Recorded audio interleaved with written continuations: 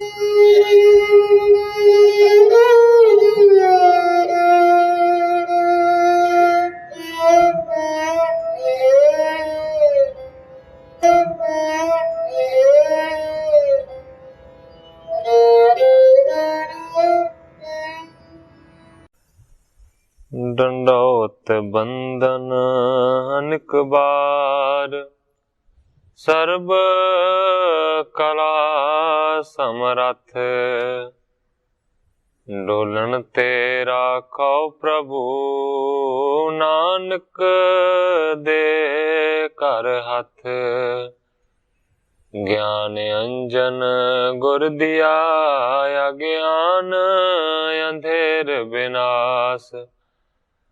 हर कृपा ते संत भेटिया, नानक मन परगास। याही कुल ते प्रगट होए, ताही कुल को नाम। पुन द्वादश गुरिंद को, मेरी है प्रणाम। परम सत्कारयोग सतगुरु जी दे पावन पवित्र दरबार विच बैठी हुई साध संगत जियो, अपनियां मन बिरतियां नूं एकागर करन दे लई, रसना नूं पवित्र करन लई एक वारी सारे ही रल के आखिए, धन श्री सतगुरु जगजीत सिंह सच्चे पातशाह। ग्रंथाकार भाई संतोख सिंह जी श्री चंद की कथा नूं बयान कर रहे सन।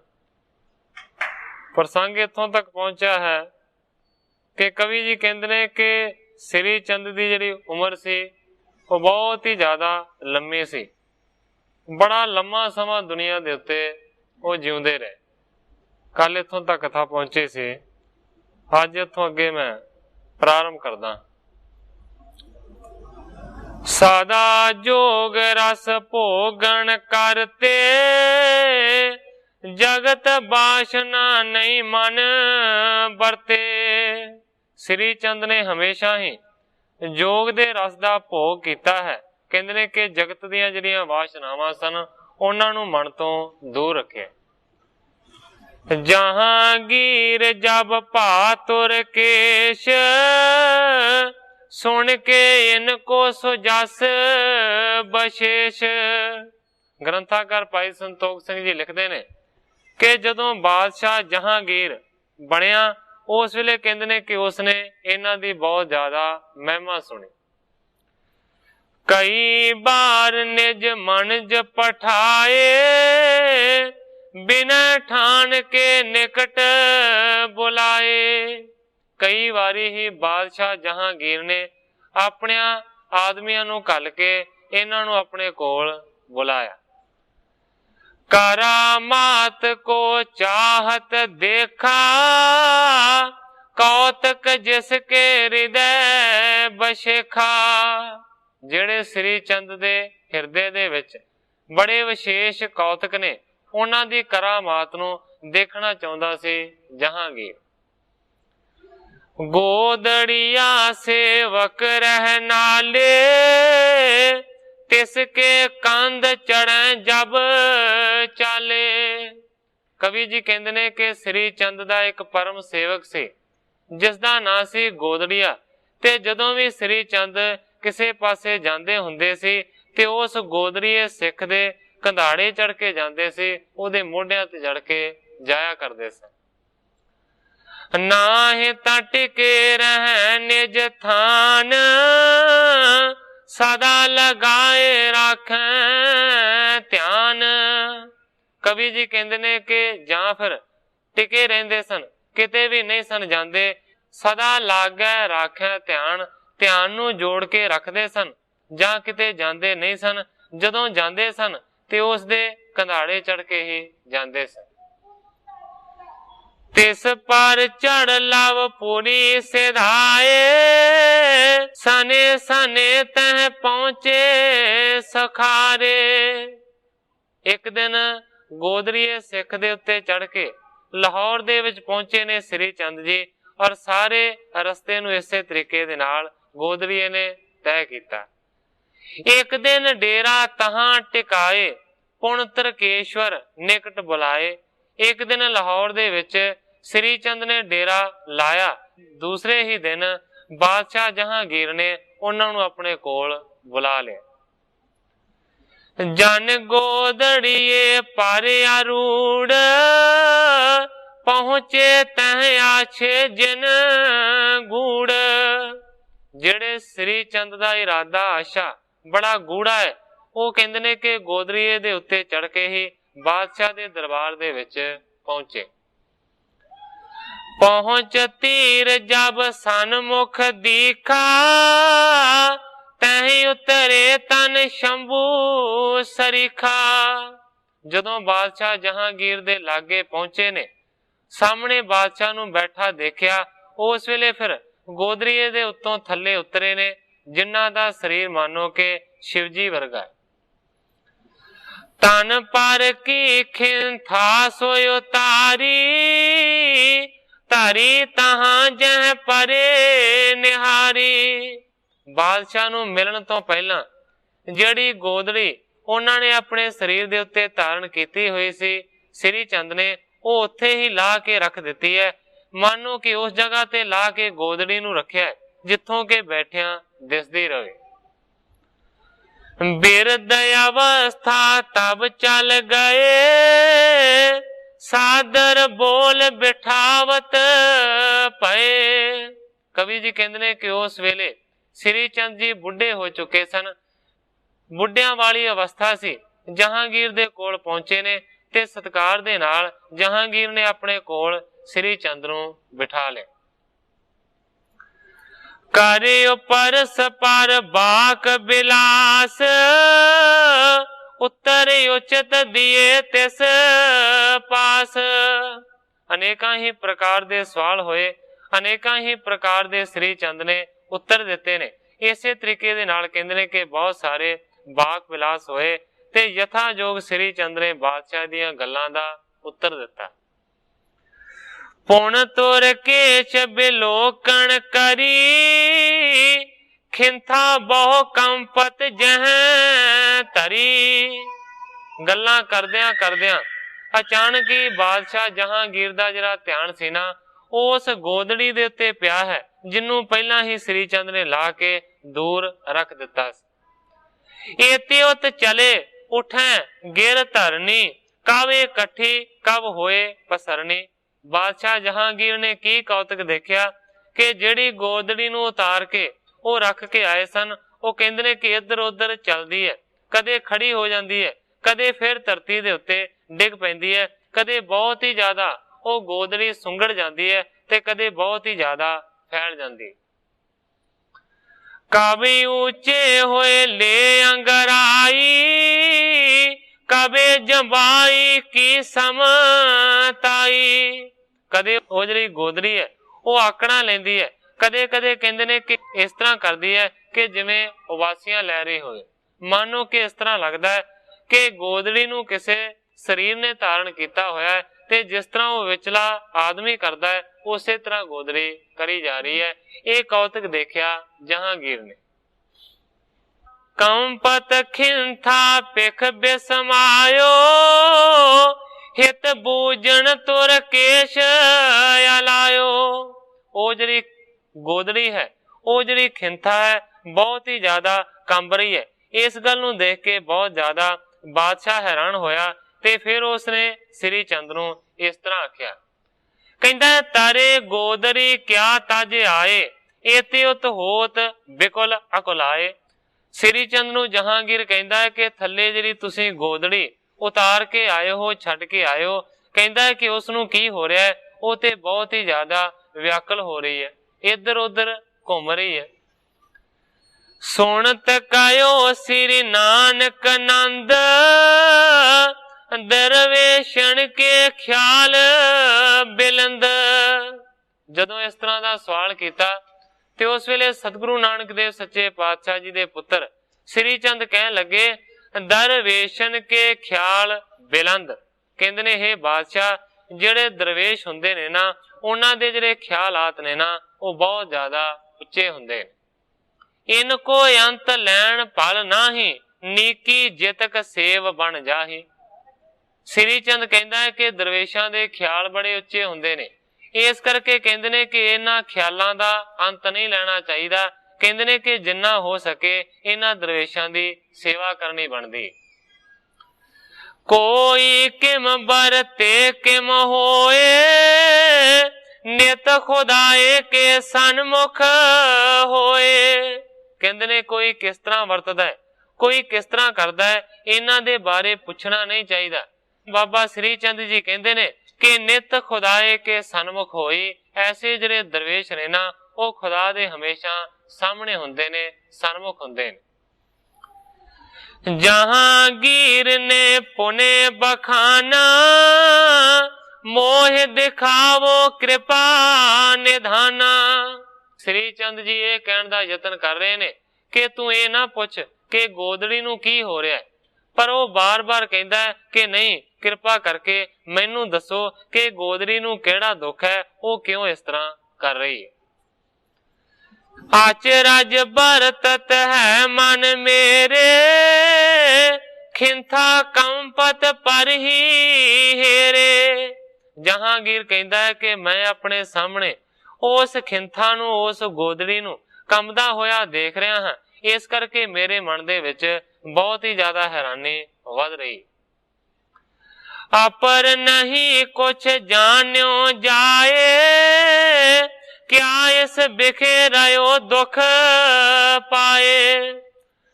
जहांगीर कहता है कि मेरे तो होर ते कुछ जानिया नहीं जाता, पर कहता है कि मैनू इस गल का भी पता नहीं लग रहा कि गोदड़ी दे विच आखिर कौन वड़िया होया है ते केड़ा दुख पा रहा है। मैनू इस तरह लगता है कि जिवें गोदड़ी दे विच कोई वड़िया होवे ते जिस तरह उन्होंने दुख हुंदा है, उसे तरह खिंता दुख पा रही। श्री चंद जी तबे बुलायो, आवो खिंथा मैं जो टिकायो। उसे वेले श्री चंद ने आवाज दिती, कहंदे ने कि जेड़ी चीज नूं मैं खिंथा दे विच गोदड़ी दे विच टिका के आया हां, ओ बाहर आ जावे।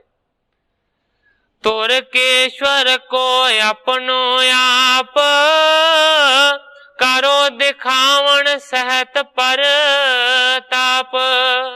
आवाज दे के आख्या है, हे गोदड़ी दे विच टिकाए होए, तुसी हुण बाहर आ जाओ और ये जिहड़ा बादशाह तुरकां दा है, इस नूं अपना स्वरूप दिखाओ समेत अपने प्रताप दे।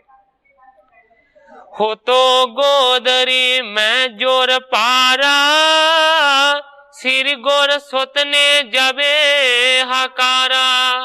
हुण ग्रंथाकार भाई संतोख सिंह जी लिखते ने कि उस गोदड़ी दे विच जुर सी, जुर कहंदे ने बुखार नूं, ਉਹਦੇ ਵਿੱਚ ਤਾਪ ਲੁਕੋਇਆ ਹੋਇਆ ਸੀ। ਜਦੋਂ ਹੀ ਗੁਰੂ ਦੇ ਪੁੱਤਰ ਨੇ ਤਾਪ ਨੂੰ ਬੁਲਾਇਆ, ਜਹਾਂਗੀਰ ਕੋ ਆਣ ਚੜਿਓ ਹੈ, ਸ਼ੁਸ਼ਕ ਭਇਓ ਮੁਖ ਕੰਪ ਬੜਿਓ ਹੈ। ਜਦੋਂ ਹੀ ਗੁਰੂ ਦੇ ਪੁੱਤਰ ਸ੍ਰੀ ਚੰਦ ਨੇ ਆਖਿਆ ਬਾਹਰ ਆਣ ਕੇ ਆਪਣਾ ਪ੍ਰਤਾਪ ਦਿਖਾ, ਉਸੇ ਵੇਲੇ ਕਹਿੰਦੇ ਨੇ ਕਿ ਜਹਾਂਗੀਰ ਨੂੰ ਆਣ ਕੇ ਉਹ ਤਾਪ ਚੜ ਗਿਆ ਹੈ। ਮੂੰਹ ਜਿਹੜਾ ਹੈ ਉਹ ਬਹੁਤ ਜ਼ਿਆਦਾ ਜਹਾਂਗੀਰ ਦਾ ਸੁੱਕ ਗਿਆ ਹੈ ਔਰ ਬਹੁਤ ਜ਼ਿਆਦਾ ਕੰਬਣ ਲੱਗਾ। तन रोमांच लोचन पे लाल, तपत्यो पीरा बड़ी विशाल।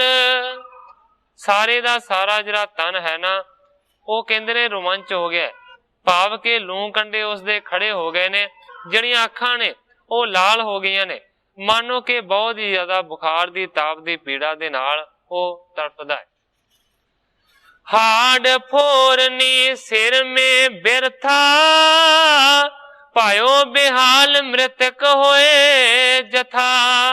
कहंदे ने कि हड्ड भननी लग गई है, इस तो इलावा सिर दे विच पीड़ होनी शुरू हो गई है। बहुत ही ज्यादा बादशाह जहांगीर ताप दे नाल बेहाल हो गया, मानो के मरिया वर्गा हो गया।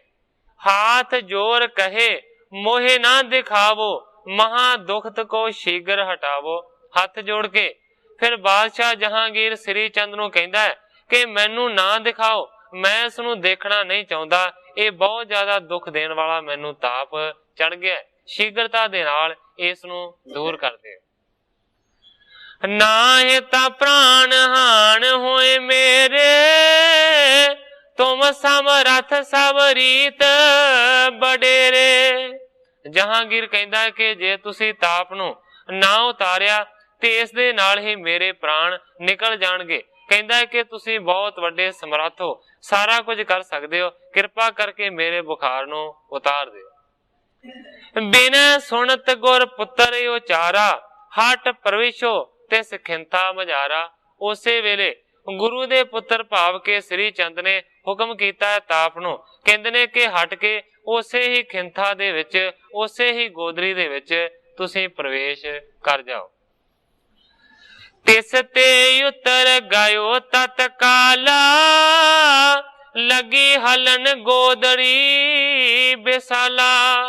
ਉਸੇ ਵੇਲੇ ਤਾਪ ਜਿਹੜਾ ਕਿ ਜਹਾਂਗੀਰ ਨੂੰ ਚੜਿਆ ਹੋਇਆ ਸੀ ਉਹਦੇ ਤੋਂ ਲੱਥ ਗਿਆ ਤੇ ਉਸੇ ਤਰੀਕੇ ਦੇ ਨਾਲ ਪਹਿਲਾਂ ਵਾਂਗੂ ਗੋਦੜੀ ਦੇ ਵਿੱਚ ਜਾ ਵੜਿਆ ਹੈ ਤੇ ਗੋਦੜੀ ਪਹਿਲਾਂ ਦੀ ਤਰ੍ਹਾਂ ਹਿੱਲਣ ਲੱਗੀ ਹੈ, ਕੰਬਣ ਲੱਗੀ।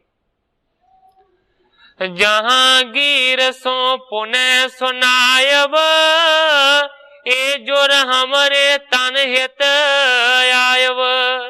ਉਸ ਤੋਂ ਬਾਅਦ ਜਹਾਂਗੀਰ ਨੂੰ ਸ੍ਰੀ ਚੰਦ ਜੀ ਕਹਿੰਦੇ ਨੇ ਕਿ ਇਹ ਜਿਹੜਾ ਜੁਰ ਹੈ ਨਾ, ਇਹ ਜਿਹੜਾ ਤਾਪ ਹੈ, ਕਹਿੰਦੇ ਨੇ ਮੇਰੇ ਸਰੀਰ ਨੂੰ ਚੜਿਆ ਹੋਇਆ ਸੀ। ਚੜੇ ਤਾਪ ਕੇ ਹਮ ਚਲ ਆਏ, ਤੁਮ ਸੋ ਬੋਲਣ ਹਿਤ ਤਜ ਥਾਏ। ਕਹਿੰਦੇ ਨੇ ਕਿ ਬੁਖਾਰ ਚੜਿਆ ਹੋਇਆ ਸੀ, ਚੜੇ ਚੜਾਏ ਬੁਖਾਰ ਦੇ ਵਿੱਚ ਹੀ ਅਸੀਂ ਤੈਨੂੰ ਮਿਲਣ ਦੇ ਵਾਸਤੇ ਆ ਗਏ। ਪਰ ਕਹਿੰਦੇ ਨੇ ਤੁਮ ਸੋ ਬੋਲਣ ਹਿਤ ਤਜ ਥਾਏ, ਤੇਰੇ ਨਾਲ ਗੱਲਬਾਤ ਕਰਨੀ ਸੀ, ਇਸ ਕਰਕੇ ਕਹਿੰਦੇ ਨੇ ਕਿ ਅਸੀਂ ਆਪਣੇ ਬੁਖਾਰ ਨੂੰ ਸਰੀਰ ਦੇ ਵਿੱਚੋਂ ਕੱਢ ਕੇ ਗੋਦਰੀ ਦੇ ਵਿੱਚ ਪਾ ਦਿੱਤਾ। ਚੜੇ ਤਾਪ ਕੇ ਸੁਣਬੋ ਕਹਿਬੋ, ਹੋਤ ਨਾ ਨੀਕੇ ਤਨ ਕੋ ਦਹਿਬੋ। ਕਹਿੰਦੇ ਨੇ ਕਿ ਅਸੀਂ ਸੋਚਿਆ ਕਿ ਸਾਨੂੰ ਜੇਕਰ ਇਸੇ ਤਰ੍ਹਾਂ ਬੁਖਾਰ ਚੜਿਆ ਰਿਹਾ ਤੇ ਬੁਖਾਰ ਚੜੇ ਦੇ ਨਾਲ ਨਾ ਚੰਗੀ ਤਰ੍ਹਾਂ ਅਸੀਂ ਕੁਝ ਕਹਿ ਸਕਾਂਗੇ, ਨਾ ਤੇਰੇ ਤੋਂ ਕੁਝ ਸੁਣ ਸਕਾਂਗੇ। ਇਸੇ ਤਰੀਕੇ ਦੇ ਨਾਲ ਸਾਡਾ ਜਿਹੜਾ ਸਰੀਰ ਹੈ ਨਾ ਉਹ ਤਪਦਾ ਰਹੇਗਾ। ਇਸ ਕਰਕੇ ਕਹਿੰਦੇ ਨੇ ਕਿ ਅਸੀਂ ਆਪਣੇ ਸਰੀਰ ਤੋਂ ਤਾਪ ਨੂੰ ਲਾ ਕੇ ਗੋਦਰੀ ਦੇ ਵਿੱਚ ਪਾ ਦਿੱਤਾ। ਅਬ ਜਾਤ ਸੋ ਹਮ ਲੇਹ ਸਮਾਰੇ, ਤੁਰ ਕੇਸ਼ਵਰ ਸੁਣ ਅਚਰਜ ਤਾਰੇ।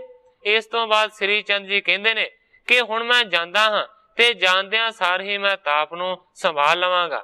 ਜਦੋਂ ਇਸ ਤਰ੍ਹਾਂ ਦੇ ਬਚਨ ਬਿਲਾਸ ਸ੍ਰੀ ਚੰਦ ਨੇ ਕੀਤੇ ਤੇ ਗੁਰੂ ਦੇ ਪੁੱਤਰ ਦੀਆਂ ਗੱਲਾਂ ਨੂੰ ਸੁਣ ਕੇ ਬਹੁਤ ਹੀ ਜ਼ਿਆਦਾ ਹੈਰਾਨ ਹੋਇਆ ਬਾਦਸ਼ਾਹ ਜਹਾਂਗੀਰ। ਹਿਤ ਰੁਖ ਸਦ ਬਹੁ ਭੇਟ ਮੰਗਾਈ, ਗੁਰ ਸੁਤ ਲਈ ਨ ਤਜ ਤਿਸ ਥਾਈ। ਗ੍ਰੰਥਾਕਾਰ ਭਾਈ ਸੰਤੋਖ ਸਿੰਘ ਜੀ ਲਿਖਦੇ ਨੇ ਕਿ ਉਸ ਵੇਲੇ ਵਿਦਾਇਗੀ ਦੇ ਵਾਸਤੇ ਬਹੁਤੀ ਸਾਰੀ ਭੇਟਾ ਮੰਗਵਾਈ ਬਾਦਸ਼ਾਹ ਨੇ, ਪਰ ਗੁਰੂ ਦੇ ਪੁੱਤਰ ਸ੍ਰੀ ਚੰਦ ਨੇ ਕਿਸੇ ਵੀ ਭੇਟਾ ਨੂੰ ਸਵੀਕਾਰ ਨਾ ਕੀਤਾ, ਉੱਥੇ ਹੀ ਛੱਡ ਕੇ ਚਲੇ ਗਏ। ਲੇ ਖਿੰਥਾ ਸੇਵਕ ਪਰ ਚੜੇ, ਤੁਰ ਕੇਸ਼ਵਰ ਕੇ ਸੰਸੇ ਕੜੇ। ਕਹਿੰਦੇ ਨੇ ਕਿ ਉਸੇ ਤਰੀਕੇ ਦੇ ਨਾਲ ਖਿੰਥਾਂ ਨੂੰ ਆਪਣੇ ਸਰੀਰ ਦੇ ਉੱਤੇ ਸਜਾਇਆ ਹੈ ਔਰ ਸੇਵਕ ਗੋਦਰੀ ਦੇ ਕੰਧਾੜੇ ਚੜ ਕੇ ਚਲੇ ਗਏ ਨੇ। ਤੁਰਕੇਸ਼ਵਰ ਜਿਹੜਾ ਰਾਜਾ ਸੀ ਨਾ ਬਾਦਸ਼ਾਹ ਜਹਾਂਗੀਰ, ਮਾਨੋ ਕਿ ਉਸਦੇ ਸੰਸਿਆਂ ਨੂੰ ਕੱਢ ਦਿੱਤਾ, ਦੂਰ ਕਰ ਦਿੱਤਾ। ਜਾਏ ਆਪਣੇ ਥਾਨ ਬਿਰਾਜੇ, ਸ੍ਰੀ ਚੰਦ ਰਸ ਜੋਗ ਜੋ ਪਾਗੇ। ਕਹਿੰਦੇ ਨੇ ਇਸੇ ਹੀ ਤਰੀਕੇ ਦੇ ਨਾਲ ਆਪਣੀ ਜਗ੍ਹਾ ਤੇ ਜਾ ਕੇ ਬਿਰਾਜੇ ਨੇ ਸ੍ਰੀ ਚੰਦ ਜੀ, ਮਾਨੋ ਕਿ ਰਸ ਜੋਗ ਜੋ ਪਾਗੇ। ਕਹਿਣ ਤੋਂ ਭਾਵ ਇਹ ਹੈ ਕਿ ਜਿਹੜੇ ਸ੍ਰੀ ਚੰਦ ਜੀ ਮਾਨੋ ਕਿ ਜੋਗ ਦੇ ਰਸ ਦੇ ਵਿੱਚ ਰਤੇ ਹੋਏ ਸਨ। ਖਾਟ ਪਾਤਸ਼ਾਹੀ ਲਗ ਜਗ ਰਹੇ, ਅਦ ਕਿਆਰ ਬਲ ਤਨ ਕੀ ਲਹੇ। ਹੁਣ ਗ੍ਰੰਥਾਕਾਰ ਭਾਈ ਸੰਤੋਖ ਸਿੰਘ ਜੀ ਲਿਖਦੇ ਨੇ ਕਿ 6ਵੀਂ ਪਾਤਸ਼ਾਹੀ ਤੱਕ ਇਹ ਜਿਹੜੇ ਸ੍ਰੀ ਚੰਦ ਜੀ ਸੀ ਨਾ, ਇਹ ਜਿਉਂਦੇ ਰਹੇ, ਇਹਨਾਂ ਦੀ ਉਮਰ ਇੰਨੀ ਜ਼ਿਆਦਾ ਲੰਮੀ ਸੀ। ਸ੍ਰੀ ਗੁਰ ਹਰਿ ਗੋਬਿੰਦ ਕੇ ਨੰਦ, ਸ੍ਰੀ ਬਾਬਾ ਗੁਰਦਿੱਤਾ ਚੰਦ। ਕਹਿੰਦੇ ਨੇ ਕਿ ਸਤਿਗੁਰੂ ਹਰਗੋਬਿੰਦ ਸੱਚੇ ਪਾਤਸ਼ਾਹ ਜੀ ਦੇ ਜਿਹੜੇ ਵੱਡੇ ਪੁੱਤਰ ਸਨ, ਜਿਨ੍ਹਾਂ ਦਾ ਨਾਂ ਸੀ ਗੁਰਦਿੱਤਾ। ਤਿਨੋਂ ਜਾਏ ਕਰ ਸੀਸ ਨਿਵਾਵਾ, ਬਿਨੈ ਠਾਣ ਬਹੁ ਭਾਵ ਵਧਾਵਾ। ਕਹਿੰਦੇ ਨੇ ਕਿ ਇੱਕ ਵੇਲੇ ਸਤਿਗੁਰੂ ਹਰਗੋਬਿੰਦ ਸੱਚੇ ਪਾਤਸ਼ਾਹ ਜੀ ਦੇ ਨਾਲ ਉਹਨਾਂ ਦਾ ਪੁੱਤਰ ਗੁਰਦਿੱਤਾ ਇਹਨਾਂ ਦੇ ਕੋਲ ਪਹੁੰਚਿਆ ਤੇ ਗੁਰਦਿੱਤੇ ਨੇ ਜਾ ਕੇ ਸ੍ਰੀ ਚੰਦ ਜੀ ਦੇ ਚਰਨਾਂ ਦੇ ਉੱਤੇ ਆਪਣੇ ਮੱਥੇ ਨੂੰ ਰੱਖਿਆ, ਬਹੁਤ ਹੀ ਜ਼ਿਆਦਾ ਪ੍ਰੇਮ ਵਧਾਇਆ। कुलै उतार तबे निज सिर ते, तिनके सीस धरी निज करते। ग्रंथाकार जी उस कथा ਨੂੰ ਬਿਆਨ ਕਰ ਰਹੇ ਨੇ ਜਿਹੜੀ ਅਜੇ ਅਗਲੇ ਇਤਿਹਾਸ ਦੇ ਵਿੱਚ ਆਉਣੀ ਹੈ। ਕਹਿੰਦੇ ਨੇ ਕਿ ਆਪਣੀ ਜਿਹੜੀ ਕੁਲਾ ਹੈ, ਕੁਲਾ ਕਹਿੰਦੇ ਨੇ ਇੱਕ ਲੰਮੀ ਟੋਪੀ ਨੂੰ, ਆਪਣੀ ਲੰਮੀ ਟੋਪੀ ਉਤਾਰ ਕੇ ਉਸ ਵੇਲੇ ਸ੍ਰੀ ਚੰਦ ਨੇ ਉਸ ਗੁਰਦਿੱਤੇ ਦੇ ਸਿਰ ਦੇ ਉੱਤੇ ਰੱਖ ਦਿੱਤੀ। ਆਪਨ ਸਥਾਨ ਥਾਪ ਕਰ ਆਪ, ਕਰਤ ਪਾਏ ਦੀਰਗ ਪਰ ਤਾਪ। ਗੁਰਦਿੱਤੇ ਨੂੰ ਆਪਣੀ ਜਗ੍ਹਾ ਦੇ ਉੱਤੇ ਸ੍ਰੀ ਚੰਦ ਨੇ ਨਿਯੁਕਤ ਕੀਤਾ ਔਰ ਉਹਨਾਂ ਦੇ ਪ੍ਰਤਾਪ ਨੂੰ ਬਹੁਤ ਜ਼ਿਆਦਾ ਵੱਡਾ ਵਧਾਇਆ। ਆਉਣ ਵਾਲੇ ਇਤਿਹਾਸ ਦੇ ਵਿੱਚ ਇਸ ਤਰ੍ਹਾਂ ਦਾ ਜ਼ਿਕਰ ਆਉਂਦਾ ਹੈ ਕਿ ਸਤਿਗੁਰੂ ਹਰਗੋਬਿੰਦ ਸੱਚੇ ਪਾਤਸ਼ਾਹ ਜੀ ਨੂੰ ਕਹਿ ਕੇ ਬਾਬਾ ਗੁਰਦਿੱਤਾ ਦੀ ਮੰਗ ਕੀਤੀ ਸੀ ਸ੍ਰੀ ਚੰਦ ਨੇ, ਤੇ ਫਿਰ ਉਸ ਨੂੰ ਆਪਣਾ ਉੱਤਰਾਧਿਕਾਰੀ ਥਾਪਿਆ ਸੀ। ਇਸ ਤਰੀਕੇ ਦੇ ਨਾਲ ਕਹਿੰਦੇ ਨੇ ਸ੍ਰੀ ਬਾਬਾ ਗੁਰਦਿੱਤਾ ਫੇਰ ਸਰਬ ਰੀਤ ਤੇ ਭਏ ਬਡੇਰ। ਇਸ ਤਰੀਕੇ ਦੇ ਨਾਲ ਬਾਬਾ ਗੁਰਦਿੱਤਾ ਜੀ ਕਹਿੰਦੇ ਨੇ ਕਿ ਹਰ ਇੱਕ ਤਰੀਕੇ ਦੇ ਨਾਲ ਵੱਡੇ ਹੋਏ, ਕਿਉਂਕਿ ਗੁਰਦਿੱਤੇ ਨੂੰ ਪਹਿਲਾਂ ਸਿਰਫ ਗੁਰਦਿੱਤਾ ਹੀ ਕਿਹਾ ਜਾਂਦਾ ਸੀ, ਪਰ ਜਦੋਂ ਦਾ ਉਹਨਾਂ ਦੇ ਸਿਰ ਦੇ ਉੱਤੇ ਸ੍ਰੀ ਚੰਦ ਨੇ ਟੋਪੀ ਨੂੰ ਰੱਖ ਦਿੱਤਾ ਹੈ ਤੇ ਫਿਰ ਜਿਸ ਤਰ੍ਹਾਂ ਬਾਬਾ ਸ੍ਰੀ ਚੰਦ ਮਸ਼ਹੂਰ ਸੀ, ਇਸੇ ਤਰ੍ਹਾਂ ਗੁਰਦਿੱਤੇ ਨੂੰ ਬਾਬਾ ਕਿਹਾ ਜਾਣ ਲੱਗਾ। ਕਹਿੰਦੇ ਨੇ ਕਿ ਇਸ ਤਰੀਕੇ ਦੇ ਨਾਲ ਗੁਰਦਿੱਤਾ ਜੀ ਵੱਡੇ ਹੋ ਗਏ ਉਦਾਸੀਆਂ ਦੇ ਮੱਤ ਦੇ ਵਿੱਚ। ਇਨਕੇ ਸਿੱਖ ਪੇਚਾਰ ਆਗਾਰੀ, ਜਿਨੋਂ ਬੈਠ ਕੀਨ ਸਤਪ ਭਾਰੀ। ਹੁਣ ਗ੍ਰੰਥਾਕਾਰ ਜੀ ਕਹਿੰਦੇ ਨੇ ਕਿ ਬਾਬਾ ਗੁਰਦਿੱਤਾ ਜੀ ਦੇ ਅੱਗੋਂ 4 ਸਿੱਖ ਹੋਏ ਨੇ ਔਰ ਕਹਿੰਦੇ ਨੇ ਉਹਨਾਂ 4 ਨੇ ਬਹੁਤ ਜ਼ਿਆਦਾ ਵੱਡੀ ਬਹਿ ਕੇ ਤਪੱਸਿਆ ਕੀਤੀ। ਬਾਲੂ ਹਸਨਾ ਫੂਲ ਪੁਨ, ਗੋਂਦਾ ਅਰਿਅਲ ਮਸਤ, ਮੁਖ ਉਦਾਸੀ ਭਾਏ ਬਹੁਰੋ ਸਾਧ ਸਮਸਤ। ਕਵੀ ਜੀ ਕਹਿੰਦੇ ਨੇ ਕਿ ਬਾਲੂ ਹਸਨਾ ਫੂਲ ਗੋਂਦਾ ਤੇ ਅਲਮਸਤ ਕਹਿੰਦੇ ਨੇ ਕਿ ਮੁੱਖ ਹੋਏ ਨੇ ਉਦਾਸੀਆਂ ਦੇ ਵਿੱਚ। ਇਹਨਾਂ ਨੇ ਉਦਾਸੀ ਮਤ ਦਾ ਬਹੁਤ ਜ਼ਿਆਦਾ ਵੱਡਾ ਪ੍ਰਚਾਰ ਕੀਤਾ। ਤਿੰਨ ਤੇ ਬਿਦ ਤਿਉ ਪੰਥ ਉਦਾਸੀ, ਲਾਖੋਂ ਭਏ ਕਰੇ ਤਪ ਰਾਸੀ। ਕਵੀ ਜੀ ਕਹਿੰਦੇ ਨੇ ਕਿ ਇਹਨਾਂ ਤੋਂ ਅੱਗੇ ਬਹੁਤ ਜ਼ਿਆਦਾ ਉਦਾਸੀ ਜਿਹੜਾ ਮਤ ਹੈ ਉਹ ਪ੍ਰਗਟ ਹੋਇਆ ਤੇ ਕਹਿੰਦੇ ਨੇ ਲੱਖਾਂ ਹੀ ਤਪਸਵੀ ਬਣੇ ਜਿਨ੍ਹਾਂ ਨੇ ਤਪ ਦੀ ਰਾਸ ਨੂੰ ਸਾਂਭਿਆ। ਸ੍ਰੀ ਨਾਨਕ ਕੇ ਅਸ ਜੋਗ ਨੰਦਨ, ਕਵੀ ਸੰਤੋਖ ਸਿੰਘ ਠਾਨਤ ਬੰਦਨ। ਹੁਣ ਗ੍ਰੰਥਾਕਾਰ ਭਾਈ ਸੰਤੋਖ ਸਿੰਘ ਜੀ ਕਹਿੰਦੇ ਨੇ ਕਿ ਇਸ ਤਰੀਕੇ ਦੇ ਨਾਲ ਸ੍ਰੀ ਚੰਦ ਨੇ ਉਦਾਸੀ ਮਤ ਨੂੰ ਪ੍ਰਗਟ ਕੀਤਾ। ਉਸ ਤੋਂ ਬਾਅਦ ਬਾਬਾ ਗੁਰਦਿੱਤਾ ਨੇ ਇਸ ਨੂੰ ਅੱਗੇ ਚਲਾਇਆ ਤੇ ਬਾਬਾ ਗੁਰਦਿੱਤਾ ਦੇ ਅੱਗੋਂ 4 ਵੱਡੇ ਸੇਵਕ ਬਣੇ ਔਰ ਉਹਨਾਂ 4 ਨੇ ਮੰਨੋ ਕਿ ਬਹੁਤ ਜ਼ਿਆਦਾ ਉਦਾਸੀ ਮਤ ਦਾ ਪ੍ਰਚਾਰ ਕੀਤਾ।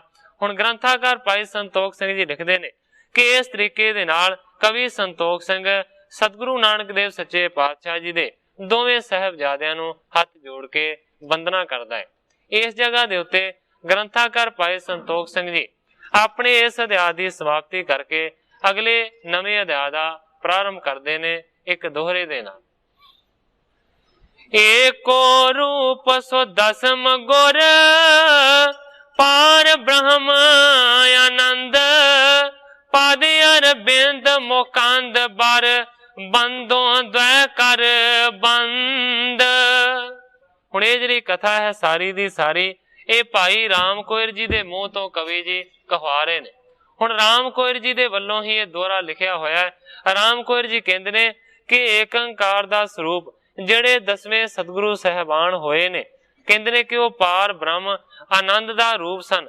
ਕਹਿੰਦੇ ਨੇ ਕਿ ਮੈਂ ਉਹਨਾਂ ਦੇ ਚਰਨ ਕਮਲਾਂ ਦੇ ਉੱਤੇ ਬਾਰ-ਬਾਰ ਨਮਸਕਾਰਾਂ ਕਰਦਾ ਹਾਂ ਜੋ ਸਤਿਗੁਰੂ ਗੋਬਿੰਦ ਸਿੰਘ ਸੱਚੇ ਪਾਤਸ਼ਾਹ ਜੀ ਮੁਕਤੀ ਦੇ ਦਾਤਾ ਸਨ।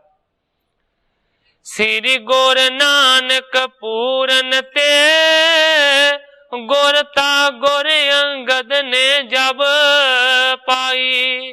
ਹੁਣ ਸਾਰਿਆਂ ਸਿੱਖਾਂ ਨੂੰ ਇਹ ਜਿਹੜਾ ਇਤਿਹਾਸ ਹੈ ਨਾ ਇਹ ਸੁਣਾ ਰਹੇ ਨੇ ਭਾਈ ਰਾਮ ਕੋਇਰ ਜੀ। ਭਾਈ ਰਾਮ ਕੋਇਰ ਜੀ ਕਹਿੰਦੇ ਨੇ ਕਿ ਸਤਿਗੁਰੂ ਨਾਨਕ ਦੇਵ ਸੱਚੇ ਪਾਤਸ਼ਾਹ ਜੀ ਤੋਂ ਜਦੋਂ ਗੁਰੂ ਅੰਗਦ ਜੀ ਨੇ ਗੁਰਿਆਈ ਨੂੰ ਪ੍ਰਾਪਤ ਕੀਤਾ, ਧਿਆਨ ਹਿਰਦੈ ਗੁਰ ਮੂਰਤ ਕੋ ਠਹਿਰਾਏ, ਲਿਓ ਜਬ ਦੀਨ ਵਿਦਾਈ।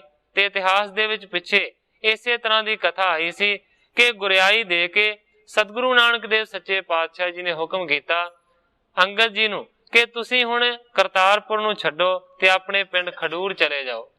हुण राम कौर जी सुना रहे ने उस कथा नूं कि जदों सतगुरु नानक देव सच्चे पातशाह जी ने विदाई दित्ती कि तुसीं इत्थों चले जाओ, उस वेले सतगुरु अंगद देव सच्चे पातशाह जी ने सतगुरु नानक देव सच्चे पातशाह जी दी मूर्ति नूं अपने हिरदे दे विच टिका लिया सी। बेबस वै बिछरियो गुर ते अष्टांग करी मुख को रज लाई। हुण उस कथा नूं बयान कर रहे ने जदों सतगुरु नानक देव सच्चे पातशाह जी अजे देह करके मात लोक दे विच सन ते सतगुरु अंगद देव सच्चे पातशाह जी नूं कह के खडूर जाण दा हुक्म दिता सी। उस जगह तो हुण राम कौर जी कथा नूं सुणाउणा प्रारंभ करदे ने। कहंदे ने कि उस वेले बेवस सन, कोई वस नहीं सी चलदा गुरु अंगद जी दा। उस वेले फिर सतगुरु नानक देव सच्चे पातशाह जी दे हुक्म नूं मन्निया, लम्मे पै के डंडौत कीती है और सतगुरु नानक देव सच्चे पातशाह जी दी चरणां दी धूड़ी नूं अपने मत्थे ते अंगद जी ने लाया सी। नीर बिलोचन भूर बिमोचत सोचत प्रेम महायम गाई। उस वेले कहंदे ने कि सतगुरु अंगद देव सच्चे पातशाह जी दियां अखां दे विचों हंझू डिग रहे सन, सोचां दे विच डुੱਬੇ होए सन, पर कहंदे ने प्रेम महायम गाई, मानो कि बहुता ही ज्यादा प्रेम दा हड़ हिरदे दे विच उमग रहा सी। जीव शरीर मनो बिछरियो बिरहा कुल ते और व्याकुल भारे। हुण राम कौर जी कहंदे ने कि मानो शरीर ही विछड़िया सी सतगुरु नानक देव सच्चे पातशाह जी दे नालों और बहुत ही ज्यादा शरीर विछड़ के दुख पा रहा सी। बोल बना है बने गोरे अगरज संकट तूषण ठान सहारे। कहंदे ने कि बोल नहीं सन सकदे सतगुरु नानक देव सच्चे पातशाह जी दे सामने कि मैं तुहाडे साथ नूं नहीं छड्डना चाहुंदा। कहंदे ने कि संकट पर चुप रह के बहुत ज्यादा उन्होंने सहारिया। आए समान बो धर्म धरियो तज ना है सकै नहीं बाक उचारे। कहंदे ने क्योंकि सतगुरु अंगद देव सच्चे पातशाह जी ने अपना धर्म ही ये बनाया होया सी कि जो सतगुरां ने आखना है वो मनना है। इस करके तज ना सके, छड्डते नहीं सकते सतगुरु अंगद देव सच्चे पातशाह जी सतगुरु नानक नूं, पर कहंदे ने वाक भी दूसरे पासे नहीं मोड़ सकते। इस करके हुक्म नूं उस वेले सतगुरु अंगद देव सच्चे पातशाह जी ने मन्निया। होए बिदा तत्काल चले निज ग्राम खडूर के पंथ पधारे। हुण राम कौर जी सारी कथा नूं बयान कर रहे ने कि फिर तत्काल ही छड्ड के करतारपुर नगरी नूं ग्राम खडूर दे वल सतगुरु अंगद देव सच्चे पातशाह जी चल पे। आवत है चित में चितवंतत श्री गुर रूप सुभाओ कृपाला। हुण तुरे आउंदे ने ग्राम खडूर दे वल सतगुरु अंगद देव सच्चे पातशाह जी, पर मन दे विच बहुत ही ज्यादा विचारां सोच रहे ने। श्री गुर रूप सुभाओ कृपाला सोच रहे ने कि सतगुरु नानक देव सच्चे पातशाह जी कृपालू दा सुभाअ जिहड़ा रूप है ना वो बड़ा होर तरह दा है। दीन पै दयाल पछाणत काल को सेवक के बस प्रेम विसाला। सोचदे आउंदे ने सतगुरु अंगद देव सच्चे पातशाह जी कि सतगुरु नानक देव सच्चे पातशाह जी दीनां दे उत्ते दया करन वाले ने, सेवा नूं घालना नूं पछाणन वाले ने और सेवक के बस प्रेम विशाला। जिहड़ा सेवक प्रेम करदा है ओदे प्रेम दे वस दे विच ओ हो जांदे ने। चाहत है प्रस्थान बेकुंठ को मोह बढ़ाई दैकीन निराला। आउंदियां आउंदियां सोचिया सतगुरु अंगद देव सच्चे पातशाह जी ने कि हुण सतगुरु नानक देव सच्चे पातशाह जी बैकुंठा नूं जाना चाहुंदे ने ते मैनू अपनी जगह दे उत्ते स्थापित करके वडियाई दे के निराला कर दिता है, वखरा कर दिता है। संकट वियोग को मोह वधियो बस ना ही चले तिनके बच नाला। कहंदे ने कि विछोड़े दा जिहड़ा संकट है वो ते बहुत ज्यादा है, पर कहंदे ने वस नहीं चलिया उस वेले सतगुरु अंगद देव सच्चे पातशाह जी दा। सतगुरु नानक देव सच्चे पातशाह जी दे बचनां दे सामने वो अड़ ना सके, उन्हां नूं आउणा ही पिया खडूर साहब। श्री गोरे अंगद बीच खडूर के आए प्रवेश पाए निज ही मन थाए। इस तरीके दे नाल सतगुरु अंगद देव सच्चे पातशाह जी खडूर दे विच पहुंचे ने और अपने घर दे विच आ गए ने। मौन धरे नहीं कौन मिले, बच भौन बरे पिख माई पिराई। जदों सतगुरु अंगद देव सच्चे पातशाह जी घर आए ने, कहंदे ने चुप नूं धारण कीता होया, किसे नूं नहीं मिले। कहंदे ने कि जदों घर दे विच पहुंचे ते माता पिराई जी ने, जिहड़ी कि सतगुरु अंगद देव सच्चे पातशाह जी दी माता सी, उन्हां ने इन्हां नूं देखिया। बूझत श्री गुर नानक की सुध, कौन से थान तजे सुखदाई। हुण जदों सतगुरु अंगद देव सच्चे पातशाह जी घर वड़े ने ते कहंदे ने कि माता पिराई जी ने की देखिया कि बहुत ही ज्यादा उदास ने, किसे नाल नहीं बोलदे, बड़े मुरझाए जे देख के फिर उस वेले माता पिराई ने सवाल किया, कहंदी है कौन से थान तजे सुखदाई। हे अंगद, किहड़ी जगह दे उत्ते सुखां दा दान देण वाले नानक जी नूं तू छड्ड के आए। क्यों तुम कोठरी आन थिरे, मन भंग अह मुख ना बिकसाई। आउंदियां सार घर दे विच एक छोटी जी कच्ची कोठड़ी बनी हुई सी, उस दे विच आण के अंगद जी बह गए ने। उस वेले कहंदी है माता पिराई कि तुसीं क्यों सतगुरां दे साथ नूं छड्ड के आए हो और इस कोठड़ी दे विच आण के क्यों बह गए हो। तुहाडा जिहड़ा मन है ना वो बड़ा भंग है, मानो कि मन टट्ठा होया है, चेहरे दे उत्ते कोई भी खेड़ा नहीं। तूषण ठान पाणियों कुछ नाहिन, आनन दीर्घ श्वास भरियो। कहंदी है कि तू बहुत ही ज्यादा चुप है, नहीं भने कुछ आनन, मूंह दे उत्तों तू कोई भी गल नहीं कह रहा, तू बड़े ठंडे जिहड़े हौके ने ना वो लै रहा है। लोचन नीर विमोचत, सोचत लोचत है चित मेल करियो। कहंदी है कि लोचना तो अखां तो नीर वह रहा है, अथरुआं दा पानी डिग रहा है, सोचां दे विच तू डुब्बा होया है और लोचत है चित मेल करियो।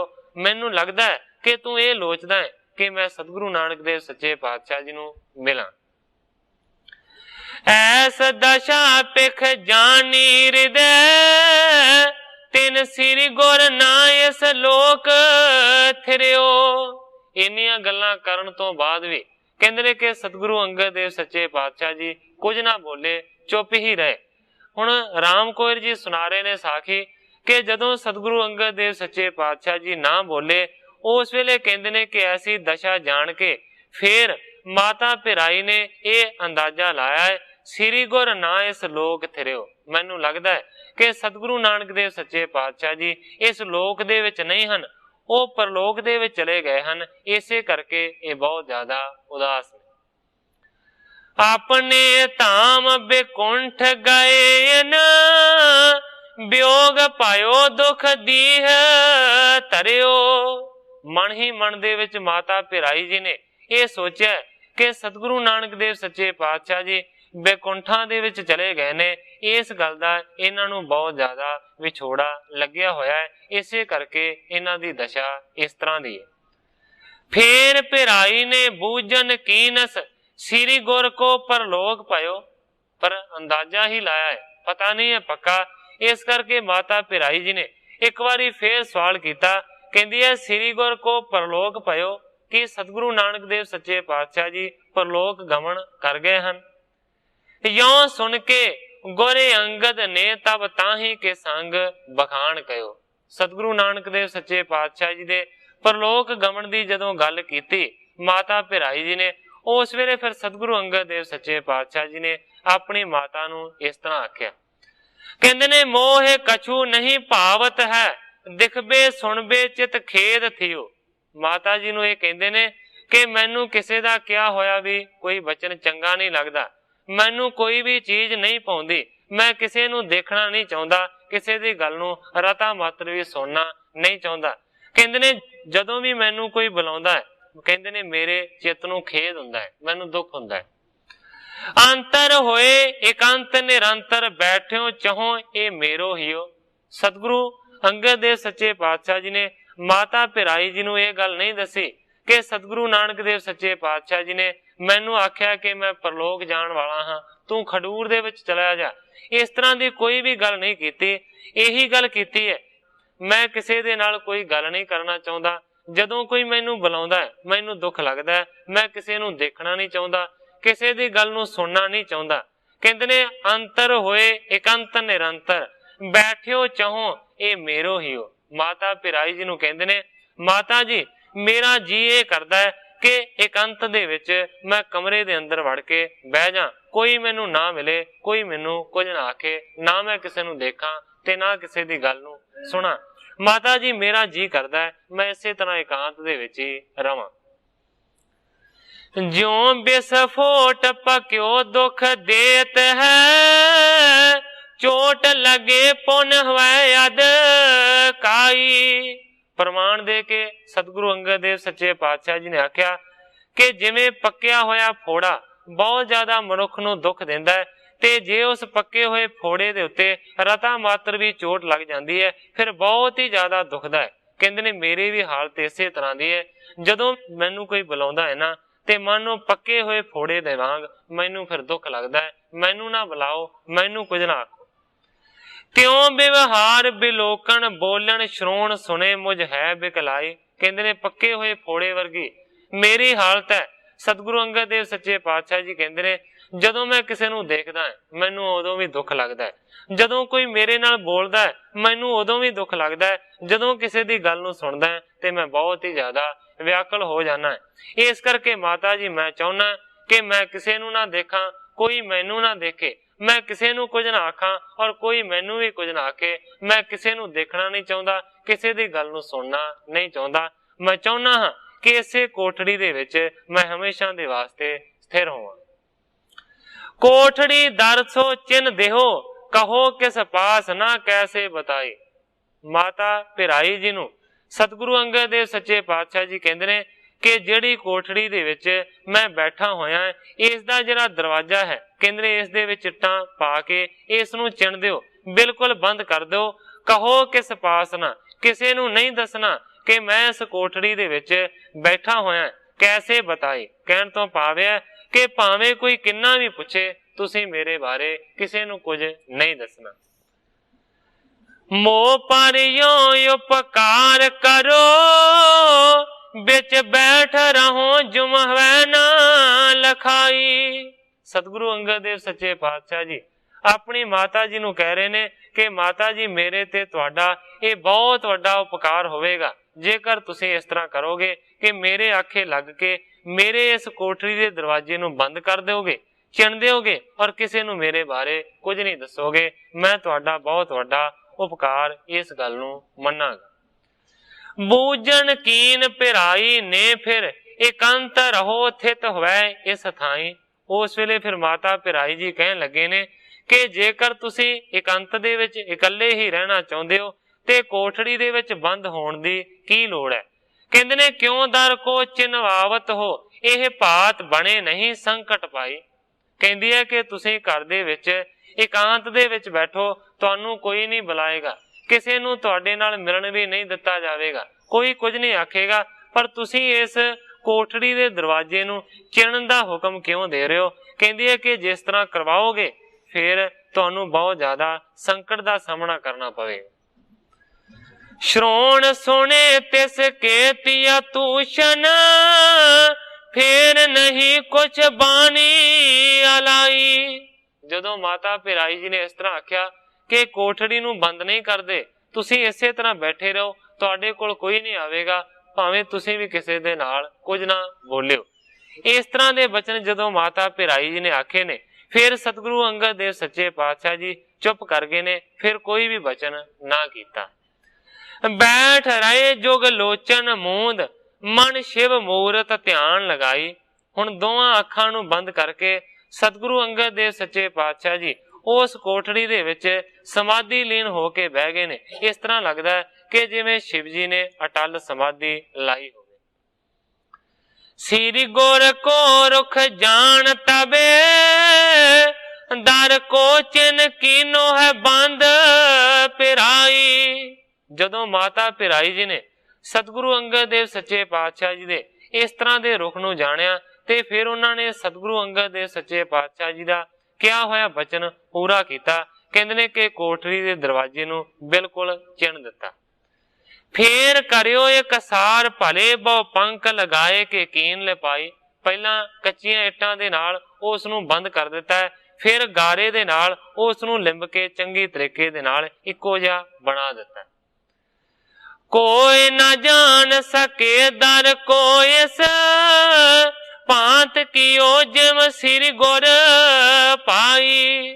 ਮਾਤਾ ਪਿਰਾਈ ਜੀ ਨੇ ਉਸੇ ਤਰ੍ਹਾਂ ਕੀਤਾ ਹੈ ਜਿਸ ਤਰ੍ਹਾਂ ਕਿ ਸਤਿਗੁਰਾਂ ਨੇ ਪਹਿਲਾਂ ਹੁਕਮ ਕੀਤਾ ਸੀ। ਪਹਿਲਾਂ ਦਰਵਾਜ਼ੇ ਨੂੰ ਕੱਚੀਆਂ ਇੱਟਾਂ ਦੇ ਨਾਲ ਬੰਦ ਕੀਤਾ ਹੈ, ਫਿਰ ਉੱਪਰੋਂ ਗਾਰੇ ਦੇ ਨਾਲ ਲਿੰਬ ਦਿੱਤਾ ਹੈ, ਮਾਨੋ ਕਿ ਇੱਕ ਸਾਰ ਬਣਾ ਦਿੱਤਾ ਹੈ। ਪਤਾ ਹੀ ਨਹੀਂ ਲੱਗਦਾ ਕਿ ਇਸ ਜਗ੍ਹਾ ਦੇ ਉੱਤੇ ਕੋਠੜੀ ਨੂੰ ਕੋਈ ਦਰਵਾਜ਼ਾ ਹੋਵੇਗਾ। ਬੀਤ ਗਏ ਇਸ ਰੀਤ 6 ਮਾਸ ਆਲੋਪ ਪਏ ਨਹੀਂ ਕਾਹੂ ਲਖਾਈ। ਗ੍ਰੰਥਾਕਾਰ ਭਾਈ ਸੰਤੋਖ ਸਿੰਘ ਜੀ ਇਸ ਕਥਾ ਨੂੰ ਲਿਖ ਰਹੇ ਨੇ, ਪਰ ਉਹ ਲਿਖਵਾ ਰਹੇ ਨੇ ਭਾਈ ਰਾਮ ਕੌਰ ਜੀ ਦੇ ਮੁਖੋਂ।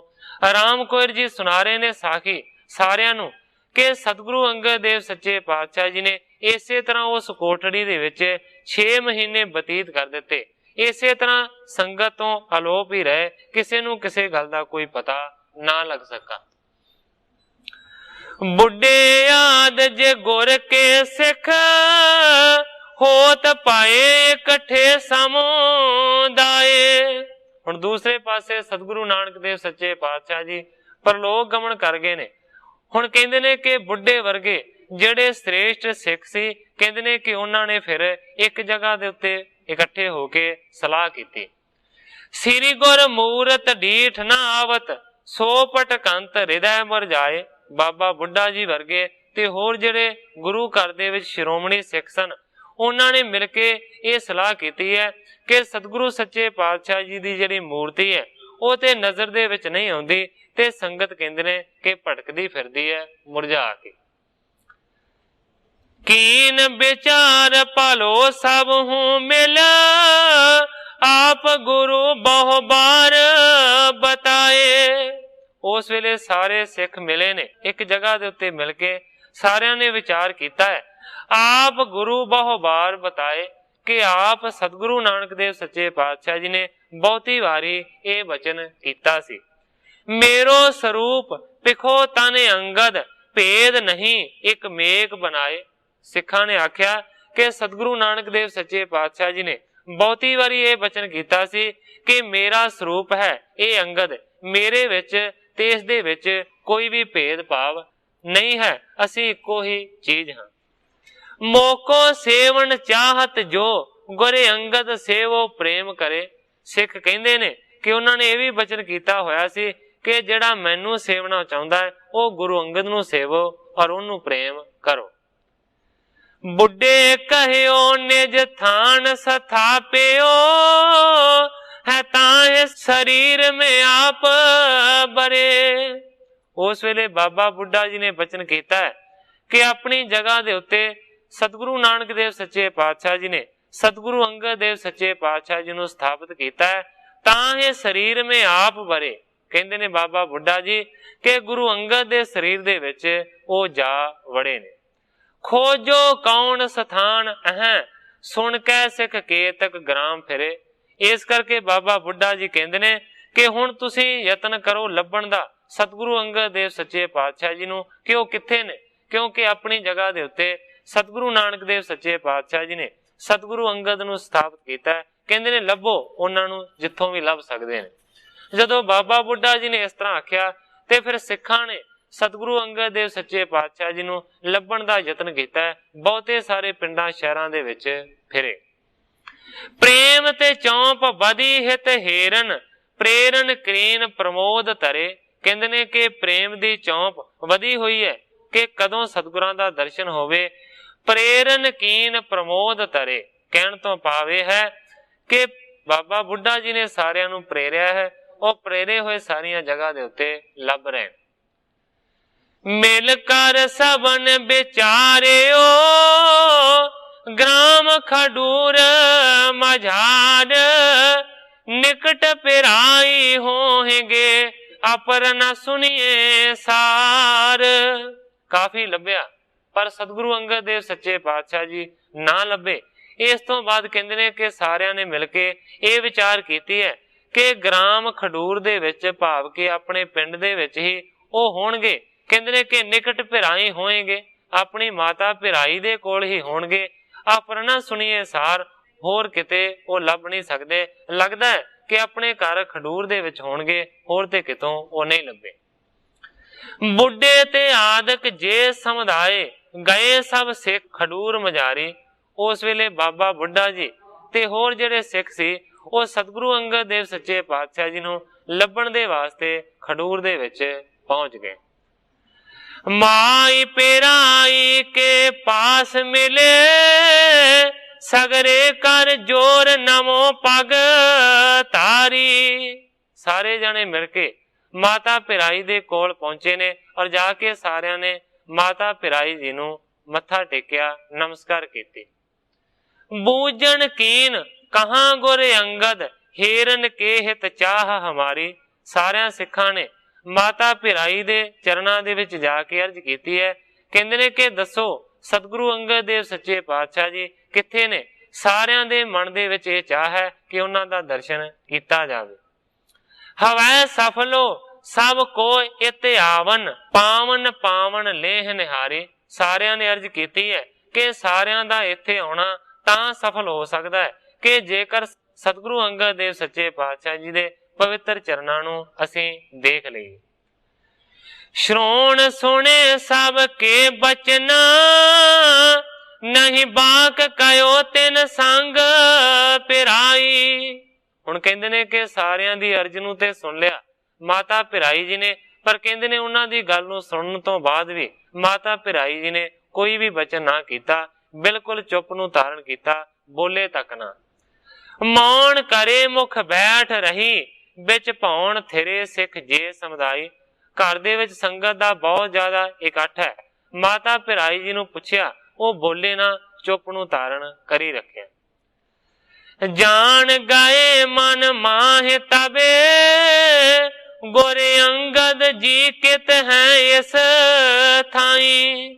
ਜਦੋਂ ਬੁਲਾਇਆ ਪੁੱਛਿਆ ਤੇ ਮਾਤਾ ਪਿਰਾਈ ਜੀ ਬਿਲਕੁਲ ਨਾ ਬੋਲੇ। ਉਸ ਵੇਲੇ ਕਹਿੰਦੇ ਨੇ ਕਿ ਸਿੱਖਾਂ ਨੂੰ ਇਸ ਗੱਲ ਦਾ ਪਤਾ ਲੱਗ ਗਿਆ ਕਿ ਜ਼ਰੂਰ ਸਤਿਗੁਰੂ ਅੰਗਦ ਦੇਵ ਸੱਚੇ ਪਾਤਸ਼ਾਹ ਜੀ ਇੱਥੇ ਲਾਗੇ ਚਾਗੇ ਹੋਣਗੇ। ਫੇਰ ਕਰੀ ਬੇਨਤੀ ਕਰ ਜੋਰ ਕੇ, ਮਾਈ ਜੀ ਸ੍ਰੀ ਗੁਰੂ ਦੇਹੁ ਬਤਾਈ। ਸਿੱਖਾਂ ਨੇ ਫੇਰ ਅਧੀਨਗੀ ਦੇ ਨਾਲ ਬੇਨਤੀ ਕੀਤੀ ਹੈ, ਹੇ ਮਾਈ ਜੀ ਸ੍ਰੀ ਗੁਰੂ ਦੇਹੁ ਬਤਾਈ। ਇਹ ਮਾਤਾ ਜੀ ਦੱਸੋ ਕਿ ਸਤਿਗੁਰੂ ਅੰਗਦ ਦੇਵ ਸੱਚੇ ਪਾਤਸ਼ਾਹ ਜੀ ਕਿੱਥੇ? ਬੈਨ ਕਯੋ ਨਹੀਂ ਭੈ ਕਰਕੇ, ਸਭ ਹੂੰ ਮਿਲ ਬਾਤ ਵਿਚਾਰਨ ਠਾਨੀ। ਹੁਣ ਮਾਤਾ ਪਿਰਾਈ ਜੀ ਇਸ ਕਰਕੇ ਨਹੀਂ ਬੋਲ ਰਹੇ ਕਿਉਂਕਿ ਸਤਿਗੁਰੂ ਅੰਗਦ ਦੇਵ ਸੱਚੇ ਪਾਤਸ਼ਾਹ ਜੀ ਨੇ ਮਨਾ ਕੀਤਾ ਸੀ ਕਿ ਕਿਸੇ ਨੂੰ ਨਹੀਂ ਦੱਸਣਾ, ਭਾਵੇਂ ਕੋਈ ਕਿੰਨਾ ਵੀ ਜ਼ਿਆਦਾ ਪੁੱਛੇ। ਇਸ ਕਰਕੇ ਨਹੀਂ ਦੱਸਦੇ। ਸਭ ਹੂੰ ਮਿਲ ਬਾਤ ਵਿਚਾਰਨ ਠਾਨੀ। ਉਸ ਵੇਲੇ ਸਾਰਿਆਂ ਨੇ ਕਹਿੰਦੇ ਨੇ ਇਸ ਰੀਤ ਨੂੰ ਵਿਚਾਰਿਆ। ਸ੍ਰੀ ਗੁਰੂ ਅੰਗਦ ਕੀ ਵਰਜੀ ਮਰਜੀ ਬਿਨ ਕਿਉਂ ਸੋ ਬਤਾਏ ਨਿਸ਼ਾਨੇ। ਸਾਰਿਆਂ ਨੇ ਸੋਚਿਆ ਕਿ ਸਤਿਗੁਰੂ ਅੰਗਦ ਦੇਵ ਸੱਚੇ ਪਾਤਸ਼ਾਹ ਜੀ ਨੇ ਵਰਜਿਆ ਹੋਇਆ, ਮਨਾ ਕੀਤਾ ਹੋਇਆ, ਇਸ ਕਰਕੇ ਉਹਨਾਂ ਦੀ ਮਰਜ਼ੀ ਤੋਂ ਬਿਨਾਂ ਇਹ ਕਿਉਂ ਬਤਾਏਗੀ ਨਿਸ਼ਾਨੀ। ਸੋਚਦੇ ਨੇ ਕਿ ਇਹਨਾਂ ਨੂੰ ਉਹਨਾਂ ਨੇ ਵਰਜਿਆ ਹੋਇਆ ਸਤਿਗੁਰਾਂ ਨੇ, ਇਸ ਕਰਕੇ ਇਹਨਾਂ ਨੂੰ ਕਿੰਨਾ ਵੀ ਪੁੱਛੋ ਇਹਨਾਂ ਨੇ ਨਹੀਂ ਦੱਸਣਾ। ਬੁੱਢੇ ਨਿਹਾਰਨ ਕੀ ਨੀਅਤ, ਉਤ ਕੋਠੜੀ ਦੇਖ ਚਾਹੂੰ ਦਿਸ਼ ਜਾਨੀ।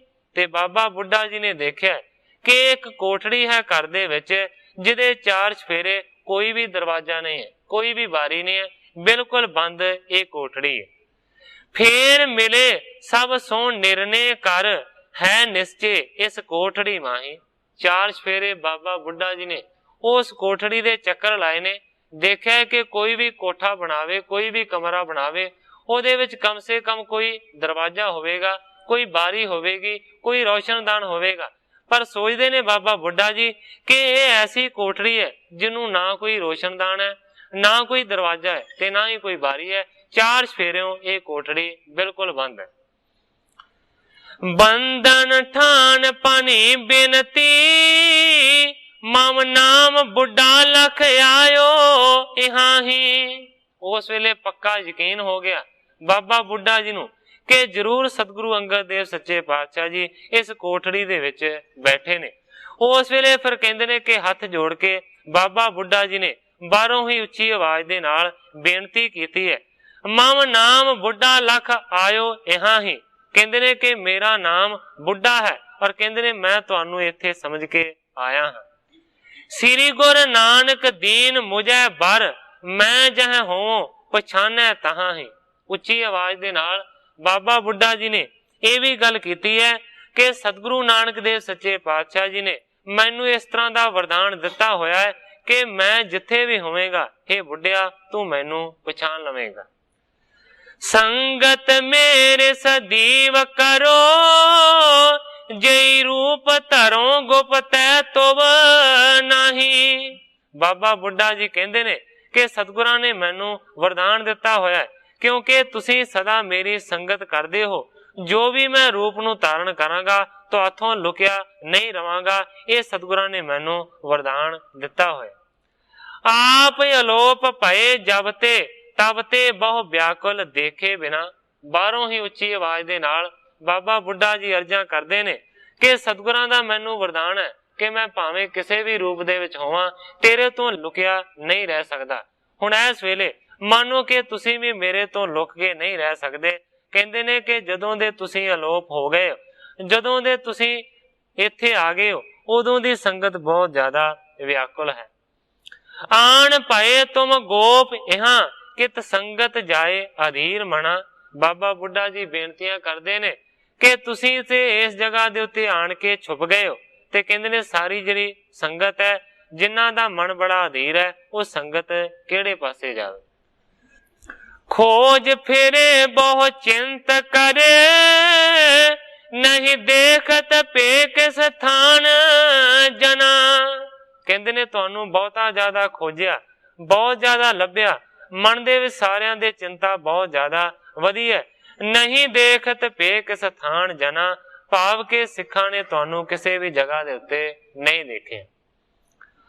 ਆਵੋ ਬਾਹਰ ਰੂਪ ਦਿਖਾਵੋ, ਸੇਵਹਿ ਸਿੱਖ ਆਨੰਦ ਘਨਾ। ਬਾਬਾ ਬੁੱਢਾ ਜੀ ਕਹਿੰਦੇ ਨੇ ਕਿ ਕਿਰਪਾ ਕਰਕੇ ਹੁਣ ਤੁਸੀਂ ਕੋਠੜੀ ਤੋਂ ਬਾਹਰ ਆਵੋ, ਆਪਣੇ ਸਰੂਪ ਨੂੰ, ਆਪਣੇ ਦਰਸ਼ਨ ਨੂੰ ਦਿਖਾਵੋ, ਤਾਂ ਕਿ ਤੁਹਾਡੇ ਸਰੂਪ ਨੂੰ, ਦਰਸ਼ਨ ਨੂੰ ਕਰਕੇ ਸਿੱਖ ਆਨੰਦ ਦੇ ਵਿੱਚ ਮਗਨ ਹੋਣ। ਯੋਂ ਕਹਿ ਬੁੱਢੇ ਨੇ ਆਪਣਾ ਹੱਥ ਉਖਾੜ, ਚਿਨਿਓ ਦਰ ਖੋਲਣ ਸੋ ਕਿਨਾ। ਇਸ ਤਰ੍ਹਾਂ ਦੀ ਬੇਨਤੀ ਕਰਨ ਤੋਂ ਬਾਅਦ ਬਾਬਾ ਬੁੱਢਾ ਜੀ ਨੇ ਹੱਥਾਂ ਦੇ ਨਾਲ ਉਹ ਜਿਹੜਾ ਚਿਣਿਆ ਹੋਇਆ ਦਰਵਾਜ਼ਾ ਸੀ ਨਾ, ਉਸ ਨੂੰ ਲੱਭ ਕੇ ਖੋਲ ਦਿੱਤਾ। ਬੈਠੇ ਸਮਾਦ ਆਗਾਦ ਕਰੇ, ਕਵਲ ਲਾਲ ਕੇ ਉੱਪਰ ਸ਼ੰਭੂ ਅਸੀਨਾ। ਜਦੋਂ ਦਰਵਾਜ਼ੇ ਦੀਆਂ ਇੱਟਾਂ ਨੂੰ ਢੇੜਿਆ ਗਿਆ ਤੇ ਕਹਿੰਦੇ ਨੇ ਕਿ ਕੀ ਦੇਖਦੇ ਨੇ ਕਿ ਅੱਗੇ ਸਤਿਗੁਰੂ ਅੰਗਦ ਦੇਵ ਸੱਚੇ ਪਾਤਸ਼ਾਹ ਜੀ ਅਚਲ ਸਮਾਧੀ ਦੇ ਵਿੱਚ ਲੀਨ ਨੇ। ਕਵਲਾਸ਼ ਕੇ ਉੱਪਰ ਸ਼ੰਭੂ ਅਸੀਨਾ। ਕਹਿੰਦੇ ਨੇ ਕਿ ਇਸ ਤਰ੍ਹਾਂ ਲੱਗਦਾ ਹੈ ਕਿ ਜਿਵੇਂ ਕੈਲਾਸ਼ ਪਰਬਤ ਦੇ ਉੱਤੇ ਸ਼ਿਵ ਜੀ ਨੇ ਸਮਾਧੀ ਲਾਈ ਹੋਵੇ, ਇਸ ਤਰ੍ਹਾਂ ਬੈਠੇ। ਸ਼ਾਂਤ ਬ੍ਰਿਤੀ ਸਮਦਾਇ ਰਖੀਕ, ਅਚੰਚਲ ਹੈ ਇੱਕ ਰੂਪ ਬਲੀਨਾ।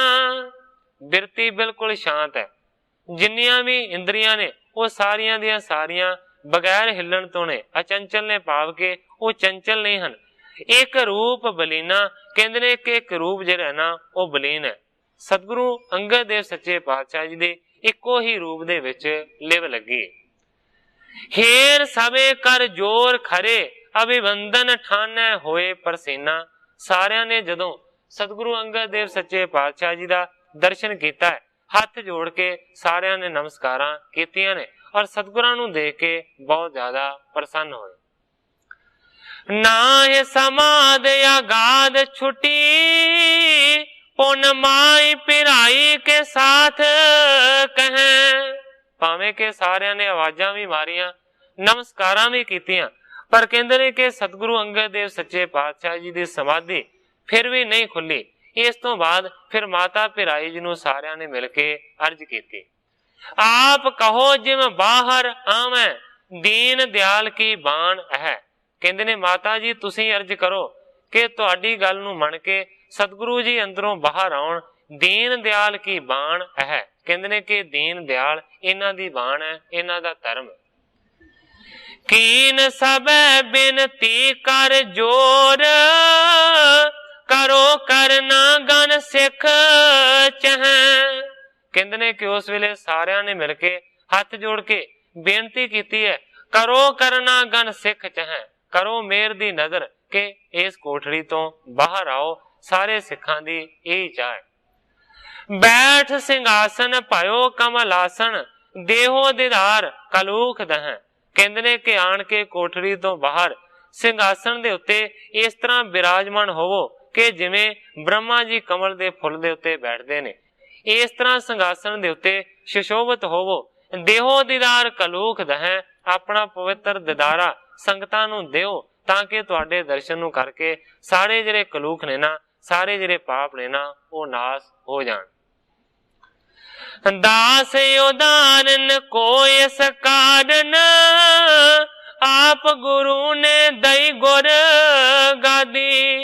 हुण सिख अर्ज करदे ने कि दासां नूं उदाहरण दे वास्ते, उन्हां दा पार उतारा करन दे वास्ते सतगुरु नानक देव सच्चे पातशाह जी ने तुहानूं गुरियाई बख्शी होई है। तुहानूं इस वास्ते गुरियाई नहीं बख्शी कि तुसीं इस कोठड़ी दे विच छुपे रहो। सो अब कारज क्यों ना करो, परमार्थ के हित सिख आबादी। कहंदे ने तुहानूं गुरियाई इस वास्ते बख्शी हुई है कि तुसीं दासां दा उद्धार करो। ਉਹ ਜਿਹੜਾ ਕਾਰਜ ਹੈ ਉਹ ਤੁਸੀਂ ਕਿਉਂ ਨਹੀਂ ਕਰਦੇ? ਪਰਮਾਰਥ ਕੇ ਹਿਤ ਸਿੱਖ ਆਬਾਦੀ, ਪਰਮਾਰਥ ਦੇ ਨਾਲ ਸਿੱਖਾਂ ਨੂੰ ਕਿਉਂ ਆਬਾਦ ਨਹੀਂ ਕਰਦੇ? ਦਾਸਨ ਕੋਈ ਉਪਦੇਸ਼ ਬਤਾਵੋ, ਨਾਮ ਜਪਾਵੋ ਜੇ ਪਰਮਾਦੀ। ਸਿੱਖ ਅਰਜ਼ਾਂ ਕਰਦੇ ਨੇ ਕਿ ਦਾਸਾਂ ਨੂੰ ਆਪਣਾ ਪਵਿੱਤਰ ਉਪਦੇਸ਼ ਦੇ ਕੇ ਨਾਮ ਨੂੰ ਜਪਵਾਓ, ਜਿਹੜਾ ਨਾਮ ਪਰਮਾਦੀ ਹੈ। ਕਹਿਣ ਤੋਂ ਭਾਵ ਹੈ ਕਿ ਭੁੱਲੇ ਹੋਏ ਜਿਹੜੇ ਮਨੁੱਖ ਨੇ ਉਹਨਾਂ ਨੂੰ ਆਪਣਾ ਪਵਿੱਤਰ ਉਪਦੇਸ਼ ਦੇ ਕੇ ਨਾਮ ਦੇ ਨਾਲ ਉਹਨਾਂ ਦੀ ਸੁਰਤੀ ਨੂੰ ਜੋੜੋ। ਇਸ ਤਰ੍ਹਾਂ ਦੀ ਕਿਰਪਾ ਕਰੋ। ਇਸ ਤਰੀਕੇ ਦੇ ਨਾਲ ਸਿੱਖ ਸਤਿਗੁਰੂ ਅੰਗਦ ਦੇਵ ਸੱਚੇ ਪਾਤਸ਼ਾਹ ਜੀ ਦੇ ਚਰਨਾਂ ਦੇ ਵਿੱਚ ਅਰਦਾਸਾਂ ਕਰ ਰਹੇ ਨੇ। ਦੂਸਰੇ ਪਾਸੇ ਸਤਿਗੁਰੂ ਸੱਚੇ ਪਾਤਸ਼ਾਹ ਜੀ ਦੀ ਸਮਾਧੀ ਲੱਗੀ ਹੋਈ ਹੈ। ਸੋ ਕਿਸ ਤਰੀਕੇ ਦੇ ਨਾਲ ਸਤਿਗੁਰੂ ਅੰਗਦ ਦੇਵ ਸੱਚੇ ਪਾਤਸ਼ਾਹ ਜੀ ਕੋਠੜੀ ਤੋਂ ਬਾਹਰ ਆਉਣਗੇ, ਜਿਸ ਤਰ੍ਹਾਂ ਗ੍ਰੰਥਾਕਾਰ ਜੀ ਇਸ ਕਥਾ ਨੂੰ ਅੱਗੋਂ ਬਿਆਨ ਕਰਨਗੇ, ਮੈਂ ਉਸੇ ਤਰ੍ਹਾਂ ਕੱਲ ਨੂੰ ਸਾਧ ਸੰਗਤ ਦੇ ਸਰਮੁਖ ਅਰਜ ਕਰਾਂਗਾ। ਸਮੇਂ ਦੀ ਸਮਾਪਤੀ ਹੈ। ਅੱਜ ਇੰਨੀਆਂ ਹੀ ਅਰਜ਼ਾਂ ਕਰਦਾ ਹੋਇਆ ਮੈਂ ਇੱਥੇ ਹੀ ਕਥਾ ਨੂੰ ਵਿਸਰਾਮ ਦੇ ਕੇ ਸਾਰੀ ਸਾਧ ਸੰਗਤ ਤੋਂ ਖਿਮਾ ਦਾ ਯਾਚਕ। हे अच्युत हे पार ब्रह्म अविनाशी अगनास, हे पूरन हे सर्ब में दुख पंजन गुणतास, हे संगी हे निरंकार, हे निर्गुण सब टेक, हे गोविंद हे गुण निदान, जाके सदा विवेक, हे अपरंपर हर हरे है पी होवनहार, हे संता के सदा संग ने धारा आधार, हे ठाकुर हो दास रो मैं निर्गुण गुण नहीं कोय, नानक दीजै नाम दान राखो ही परोय, याही कुल ते प्रगट होय ताही कुल को नाम, पुन द्वादश गोरिंद को मेरी है प्रणाम।